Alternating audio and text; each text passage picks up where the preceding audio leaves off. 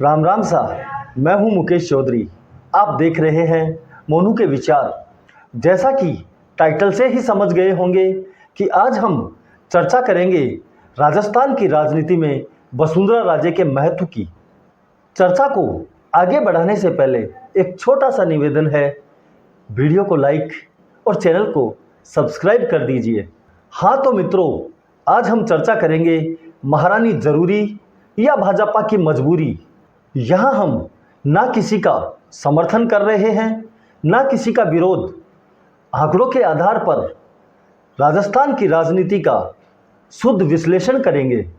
अक्सर विरोधी वसुंधरा राजे पर अशोक गहलोत से मिलीभगत के आरोप लगाते हैं, लेकिन आंकड़े तो कुछ और ही कहानी कह रहे हैं।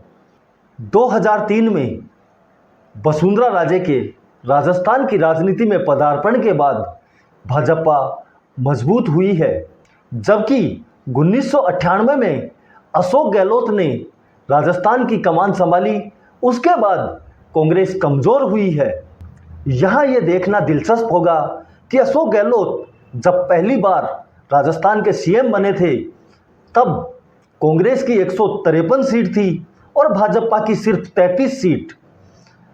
वोट प्रतिशत की बात करें तो उस समय कांग्रेस का वोट प्रतिशत 45% था और भाजपा 33% के आसपास थी।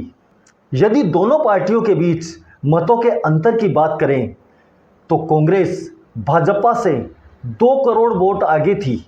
बाबू साहब भैरों सिंह शेखावत के उपराष्ट्रपति बनने के बाद जब अटल जी ने 2003 में वसुंधरा जी को राजस्थान की कमान सौंपी तो कुछ महीनों में ही पासा पलट गया।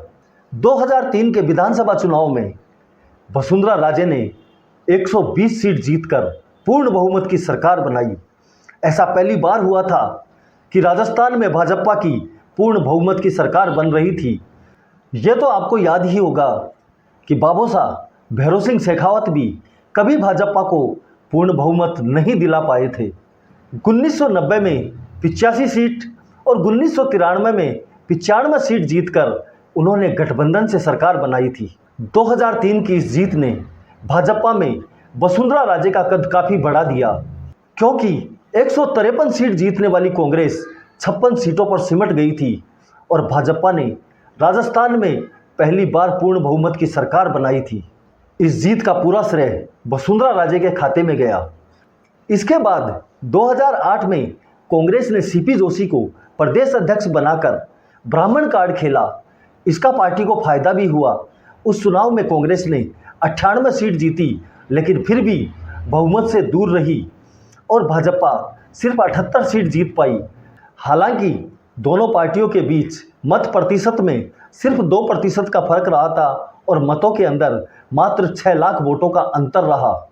सीपी जोशी के बलबूते कांग्रेस ने यह चुनाव तो जीत लिया था, लेकिन खुद सीपी जोशी एक वोट से चुनाव हार गए। इस वजह से फिर अशोक गहलोत राजस्थान के सीएम बने।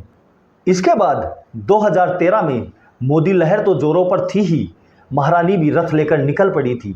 इसका परिणाम ये हुआ कि भाजपा ने कांग्रेस को 3 करोड़ वोट अधिक लेकर बहुत बड़े अंतर से हराया। भाजपा इस चुनाव में 163 बम्पर सीटें जीतने में कामयाब हुई। वहीं अशोक गहलोत के नेतृत्व में कांग्रेस महज 21 सीटों पर सिमट गई। इसके बाद 2018 के चुनाव से पूर्व कांग्रेस ने राजस्थान की कमान सचिन पायलट के हाथों सौंप दी थी। सचिन पायलट ने सड़कों पर खूब संघर्ष किया। इसके अलावा गुर्जरों ने भी सचिन पायलट के लिए जमकर मतदान किया, जिसका नतीजा ये हुआ कि कांग्रेस 100 सीट जीतने में कामयाब हो गई और भाजपा महज 73 सीट ले पाई। हालांकि इस चुनाव में भी कांग्रेस और भाजपा के बीच मतों का अंतर ज़्यादा नहीं रहा। मत प्रतिशत की बात करें तो महज 1% का अंतर था और वोटों की बात करें तो मात्र 2.25 लाख वोटों का फर्क रहा था। यहाँ पर यह बताना भी जरूरी है कि इस चुनाव को मोदी वर्सेस वसुंधरा करने में कांग्रेस कामयाब हो गई थी। जनता के बीच एक नारा चल पड़ा था, मोदी तुझसे बैर नहीं, वसुंधरा की खैर नहीं। हालांकि लोगों को यह पता नहीं था कि वसुंधरा जी ने क्या गलत किया है, लेकिन फिर भी परसेप्शन का खेल है, परसेप्शन चल गया। बावजूद इसके राजस्थान के 33 जिलों में से 11 जिलों में भाजपा कांग्रेस से आगे रही, 7 जिलों में दोनों की सीटें बराबर रही और जिन 15 जिलों में भाजपा कांग्रेस से हारी है उन जिलों में अधिकतर गुजर बाहुल जिले थे, जिनमें सचिन पायलट के चक्कर में गुजरों ने जमकर कांग्रेस को वोट किया था। गुजर बाहुल कुछ जिले तो ऐसे थे जहां भाजपा का खाता तक नहीं खुला। अतः 2003 से 2018 तक अगर हम देखते हैं तो जब भी महारानी और अशोक गहलोत का मुकाबला हुआ है, अशोक गहलोत बुरी तरह चुनाव हारे हैं। जब से वसुंधरा राजे ने राजस्थान की कमान संभाली है, कांग्रेस कभी भी पूर्ण बहुमत नहीं ला सकी है, जबकि वसुंधरा राजे ने दोनों बार पूर्ण बहुमत की सरकार बनाई है। आज अगर हम राजस्थान भाजपा में देखें तो ऐसा कौन सा नेता है जिसका पूरे राज्य में प्रभाव हो, सभी जातियों में सर्वमान्य हो? कमेंट करके बताएं। 2003 से 2018 तक के सभी तथ्य मैंने आपके सामने रख दिए। अब ये आपके विवेक पर है, आप खुद सोचें, राजस्थान भाजपा के लिए वसुंधरा जरूरी या फिर भाजपा की मजबूरी? वीडियो पसंद आया तो इसे लाइक करें, कमेंट कर अपने विचार जरूर बताएं। चैनल को अभी तक सब्सक्राइब नहीं किया है तो सब्सक्राइब कर लें। धन्यवाद।